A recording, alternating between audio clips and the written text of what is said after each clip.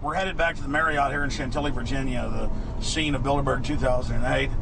We successfully infiltrated the last day and a half inside, got out with some great stuff. We've been tailed, and now we're going back to cover the dignitaries, the elitists, as they arrive. And right now is the prime time for them to start arriving for the next 3-4 hours. We took about a 30-minute break. I'm sure we missed a few, but it doesn't matter. Because we've got scores of people that just organically are listeners, info warriors that are out here taking action.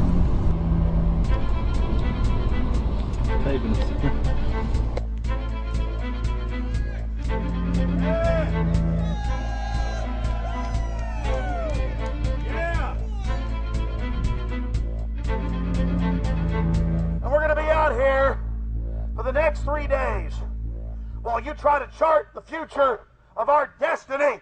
We're taking our destiny back. You're not our gods or our masters. We witnessed at least 7 convoys of armed Secret Service entering the Westfield's Marriott, and internal sources confirmed that both candidates did attend at least one meeting inside the conference.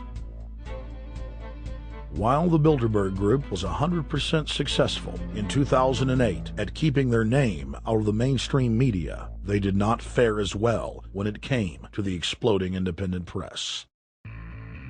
During the entire 2-day event, anti-New World Order protesters and alternative media encircled the hotel. You are being exposed everywhere! From David Rockefeller, from John Edwards, from Bill Clinton. Your game of secrecy is over! You're gonna pay! Get him! It's up close! You piece of filth! You piece of trash! This is Bernanke, man! Bernanke, you're going down!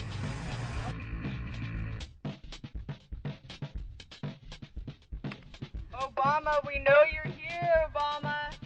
You cleared your schedule for the next 3 days. We know you're in Virginia. Arch criminals! New World Order scum! We are not your slave scum! Brave Americans came from all over the United States and bullhorned the main conference hall at close range as the global power brokers schemed inside. You are criminals! You control the central bank, you control the currency, and you're turning our beautiful country and world into a nightmare! The global elite are desperate to keep their organizational meetings a secret. They are keenly aware that if the population discovers that policy is being developed covertly by powerful special interest, the people will revolt. It is our duty to expose these criminals. It's a criminal act under federal law for federal officials to have private meetings to discuss world policy with non-federal workers. So everybody from the State Department, Treasury Department, White House, Defense Department, and others who show up, as they always do, they're committing a criminal act simply by being here to attend a secret meeting with officials from other countries to discuss U.S. policy in the world. So literally it's a criminal act. And every newspaper, every broadcaster has a patriotic duty to expose these scum and the evil they project. The election primaries served as a great diversion, while the true future course of the nation was being set behind closed doors. You've got, obviously, the Bilderberger Group, founded by the former Nazi Prince Bernhard of Holland. You've got the Trilateral Commission, founded by David Rockefeller's Zbigniew Brzezinski. They're the ones who ran the Carter administration. Everybody in the Carter administration, from Carter and Mondale and Volcker and Brzezinski, were all members of the Trilateral Commission. Founding member of rap sensation Public Enemy, Professor Griff, gave us his view of the Obama phenomenon. Barack Obama's been given a pass by the Blue Bloods. He's been given the okay by certain secret societies for them to let him in. I truly believe imperialism and fascism needs a facelift. And that facelift is going to have to be black. And the reason why I believe that, simply because I think they're trying to go into Africa. Well, they're already in Africa. But they want to totally control all the natural minerals that they're going to need to carry themselves into the 21st, 22nd, and 23rd centuries. You follow me? So I think they have to go through a phase of galvanizing the masses of dark-skinned people. that truly believe that change needs to come, but the change that they're talking about is not necessarily change for the better as far as the masses of the people. It's probably a better change for them. It's not going to change for us, the little man on the totem pole. And no one looks at the agenda. Long as he positions himself right, have the right tie on, have the right smile, repeats the slogans over and over and drives it home, the average American is just going to swallow it hook, line, and sinker. And we don't even know what the agenda is. Writing in his 1964 book, With No Apologies, Senator Barry Goldwater said, "The Trilateral Commission is intended to be the vehicle for multinational consolidation of the commercial and banking interest by seizing control of the political government of the United States. The Trilateral Commission represents a skillful, coordinated effort to seize control and consolidate the four centers of power: political, monetary, intellectual, and ecclesiastical. What the Trilateral Commission intends is to create a worldwide economic power superior to the political governments of the nation-states involved. As managers and creators of the system, they will rule the future."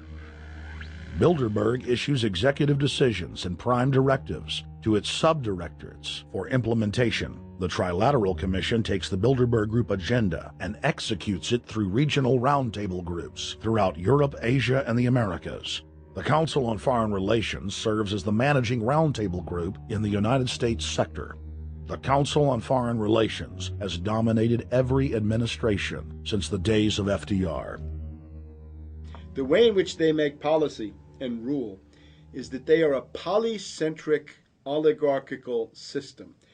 You have to be a finance oligarch. Remember, this is not a society ruled by generals, not by priests, not by bureaucrats, not by demagogues, none of those, but by bankers. Bankers rule, and the bankers set up these institutions. They set up things modeled on the Royal Institute for International Affairs, Chatham House, and the Milner Round Table of the period right after the Boer War, so even before World War I.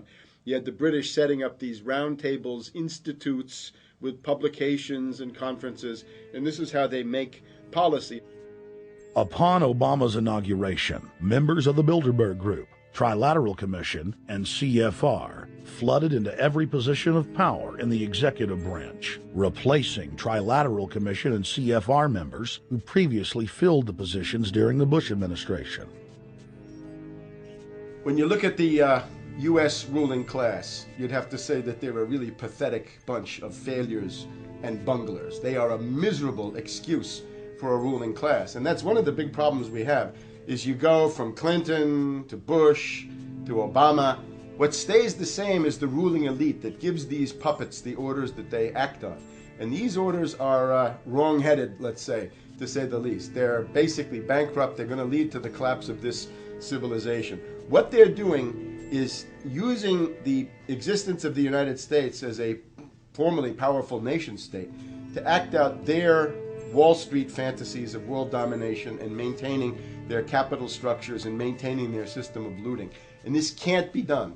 So the basic question is, they've hijacked our country and you got to take it back from them. You've got to drive Wall Street out of the government, and at that point you'd have a reasonable chance of getting back to prosperity and some kind of peace and order in international affairs. We had a chance to speak with economist and author George Humphrey.